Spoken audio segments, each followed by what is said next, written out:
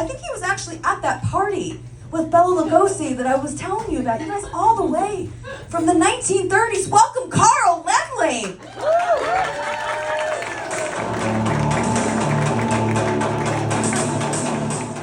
I was at that party. I remember Sam's grandmother well.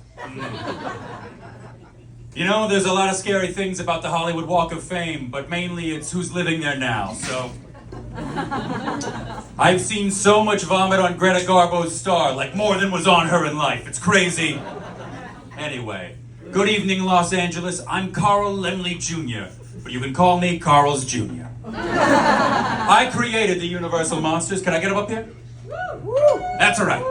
I created them myself, and even though I've been dead 46 years, I am contractually obligated to appear tonight. I come from humble beginnings. My father was a Jewish immigrant who came here with nothing except the movie studio he owned, Universal. In '31, I decided we needed some monsters for Universal to compete with MGM's big monster, Louis B. Mayer. I thought it would be fun if our monsters turned into bats and stuff instead of just screaming at Judy Garland for hours. Terrible. I get that next slide. I wanted to recapture the success of 1925's Phantom of the Opera with Lon Chaney. I had to have him for my Dracula picture. But then Chaney did the one thing an actor can't do if they're going to play a vampire. He died. I realized that hiring a 47-year-old who had never made a talkie was probably a bad idea. Next slide. So I hired a 49-year-old Hungarian who spoke limited English. Bela Lugosi played the ultimate bloodsucker, a rich guy with inherited wealth. The movie was a smash. Next. I bought the rights to Frankenstein, which happened to be my accountant's name at the time. I hired James Whale to direct. Whale was openly gay, which was so rare in 1931, I thought he was just really, really British. Now all we needed was our monster. I called Bela Lugosi, but he was busy getting addicted to morphine. Then I called Lon Chaney, but he was still dead. That's when I saw him, Boris Karloff. And I knew in that moment that I could pay him scale. The censors made us take out one line when the doctor yells, "Now I know what it feels like to be God."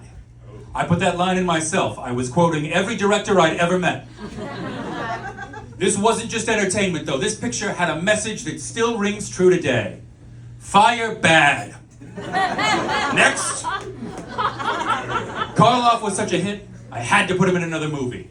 Thanks to a clerical error, Universal had 50,000 rolls of toilet paper, so we did The Mummy. Let me get that next one. Karloff stars as Imhotep, an ancient Egyptian buried alive who returns after 4,000 years to eye-fuck the descendant of his long-lost girlfriend. She's a 22-year-old who has no problems with their age gap. It's very cool. But around this time, people started to say that Universal didn't write good women characters, or as they were called at the time, characterettes. They accused me of reducing all women to wives, girlfriends, and mothers, but I proved them all wrong with The Bride of Frankenstein. Next. Elsa Lanchester gave the performance of a lifetime. Second only to her performance is Charles Laughton's beard. We showed little girls they could be anything. A dead lady, a bride, the wife of a monster.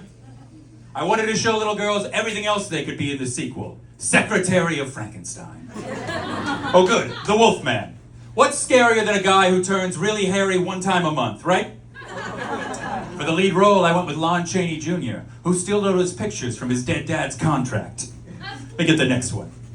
We taped 35 pounds of yak's hair to Chaney's face and body, just to see if he would let us. Our movie was being called the scariest event in motion picture history. But then 2 days before we opened, we got upstaged by Pearl Harbor. Yeah, so much for this Chewbacca costume. We never recovered. I tried to recapture the magic by teaming up lots of monsters. House of Frankenstein, House of Dracula, the Wolfman's apartment in Koreatown. All flops. I retired disgraced in '56.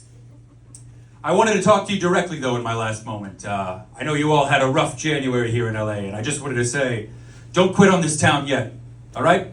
This is a city and a movie franchise built by outcasts. Jewish refugees, gay men, immigrants from every corner of the world. You know, the people of Los Angeles, can I get that next slide, are a lot like these four monsters, all right? We're Nepo babies. We're older than we say we are.